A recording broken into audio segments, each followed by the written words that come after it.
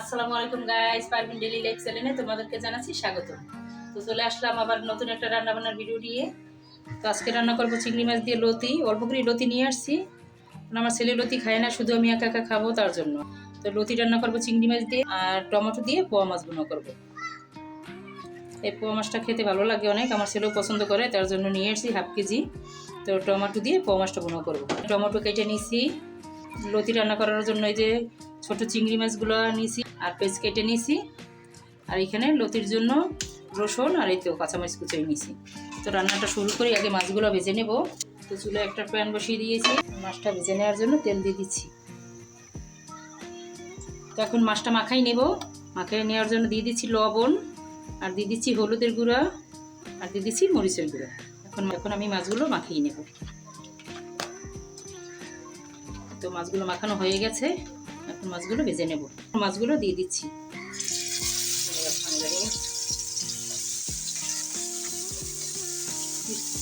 সবগুলো মাছে দিয়ে দিয়েছি, মাছগুলো ভাজা হোক। তেলটা একটু চারপাশে ঘুরিয়ে দিই, তো হইতে থাক আমার মাছ ভাজাটা। মাছগুলো তো এক সাইড ভাজা হয়ে গেছে, এখন উল্টেই দেবো।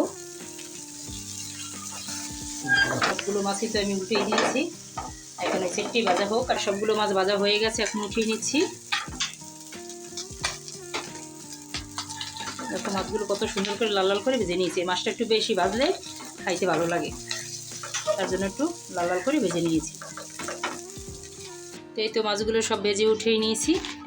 প্যানের ভিতরে দিয়ে দিচ্ছি তেল, এখন দিয়ে দেবো পেঁয়াজ কুচি। পেস্টটা আমি ভালো করে তেলের সাথে ভেজে নেব লাল লাল করে। তো এই তো পেস্টটা লাল লাল করে ভাজা হয়ে গেছে, দিচ্ছি আদা রসুন পেস্ট। আদা রসুন পেস্টটা আমি ভালো করে পেঁয়াজ আর তেলের সাথে ভেজে নেব, যেন আদা রসুনের কাঁচা গন্ধটা চলে যায়। তো আমি এখন অল্প করে পানি অ্যাড করে দিচ্ছি। এখন দিয়ে দিচ্ছি হলুদের গুঁড়া, আর দিয়ে দিচ্ছি মরিচের গুঁড়ো, আর দিচ্ছি ধনিয়া গুঁড়ো, স্বাদ মতো লবণ দিয়ে এখন আমি মশলাটা ভালো করে কষিয়ে নেব।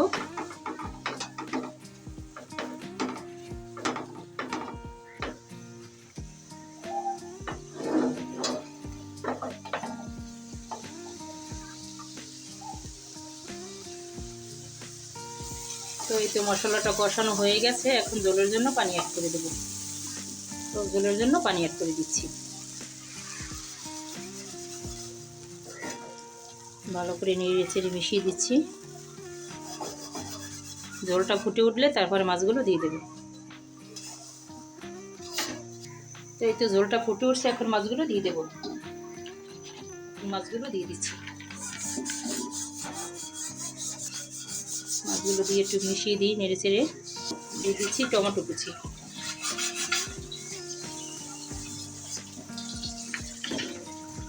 নেড়ে চেড়ে মিশিয়ে দিই, টমেটোগুলো একটু ঝোলের ভিতরে ডাবিয়ে দিই।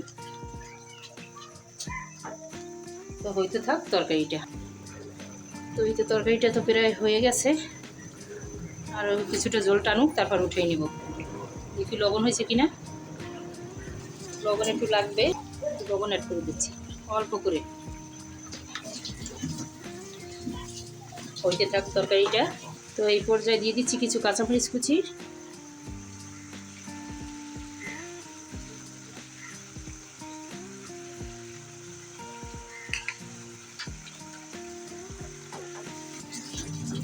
আর দিয়ে দিচ্ছি কিছু ধনিয়া পাতা কুচি।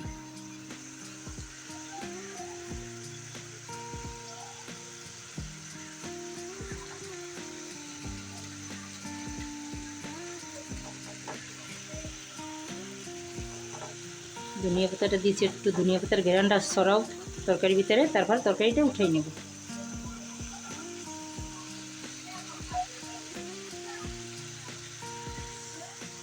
মাছের তরকারিটা তো হয়ে গেছে, এখন উঠিয়ে নেব। তো দেখো এই তরকারিটা হয়ে গেছে, এখন উঠিয়ে নিচ্ছি।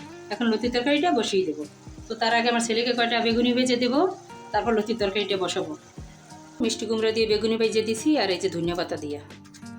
তো এখন ওই তেলের ভিতরেই রান্নাটা বসিয়ে দেবো। তেলটা একটু কমাই নিছি, দিয়ে দেবো পেঁয়াজ কুচি, আর দিয়ে দিচ্ছি রসুন আর কাঁচামরিচ কুচি। একটু নেড়ে চেড়ে ভেজে নিই।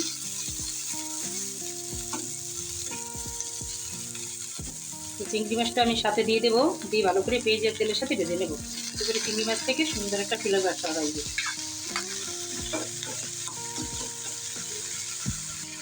তো চিংড়ি মাছ আর পেস্টটা আমি তেলের সাথে সুন্দর করে লাল লাল করে ভেজে নেব। তো হোক ভাজা। তো পেঁয়াজ আর চিংড়ি মাছটা তো আমি ভালো করে তেলের সাথে ভেজে নিয়েছি। এখন এখানে আমি দিয়ে দেবো আদা রসুন পেস্ট, অল্প করে আদা রসুন পেস্ট দিয়ে দিচ্ছি।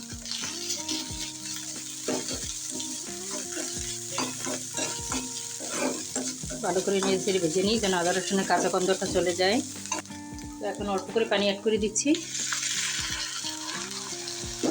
তো দিয়ে দেবো লবণ, আর দিয়ে দেবো হলুদের গুঁড়া, দিয়ে দেবো অল্প করে মরিচের গুঁড়ো, আর দেবো ধনিয়া গুঁড়ো। দিয়ে এখন মশলাটা আমি ভালো করে কষিয়ে নিই। মশলাটা ভালো করে কষানো হোক, তারপরে আমি লতিগুলো দিয়ে দেবো। তো হইতে থাক মশলাটা কষানো। মশলাটা কষানো হয়ে গেছে, এখন আমি লতিগুলো অ্যাড করে দেবো। লতিগুলো দিয়ে দিয়েছি, লতিগুলো এখন আমি ভালো করে কষিয়ে নিচ্ছি। তো একটা ঢাকনা দিয়ে ঢেকে দিচ্ছি, লতিটা সেদ্ধ হোক। তো দেখি লতিটার কী অবস্থা, সেদ্ধ হয়েছে কি না। এই তো লতিটা প্রায় কষানো হয়ে গেছে, আর একটু কষানো হোক, তারপর জলের জন্য পানি অ্যাড করে দেবো। তো এই তো লতিটা কষানো হয়ে গেছে, এখন ঝোলের জন্য পানি অ্যাড করে দেবো। দেখো লতিটা কত সুন্দর করে কষিয়ে নিয়েছি। তো এখন ঝোলের জন্য পানি অ্যাড করে দিচ্ছি।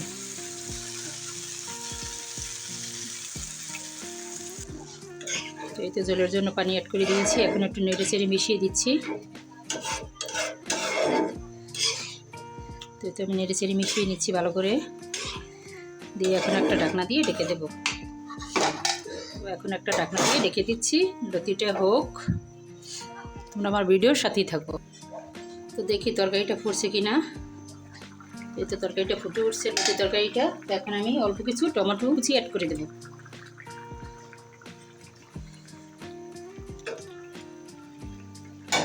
একটা ঢাকনা দিয়ে ঢেকে দিচ্ছি। তো দেখি আমার লতি তরকারিটার কী অবস্থা হয়েছে কি না। তো এই তো তরকারিটা তো প্রায় হয়ে গেছে, এখন ধনিয়া পাতা অ্যাড করে দেব। তো এখন কিছু ধনিয়া পাতা অ্যাড করে দিচ্ছি।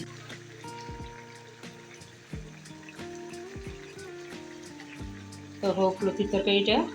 তো গাইস এই তো লতির তরকারিটা হয়ে গেছে, এখন উঠিয়ে নেব। এখন উঠিয়ে নিচ্ছি। তো এই তোমার লতির তরকারি দেখো কেমন হয়েছে, ছোট চিংড়ি মাছ দিয়ে। আর এই তো আমার পোয়া মাছ আর টমেটোর তরকারি।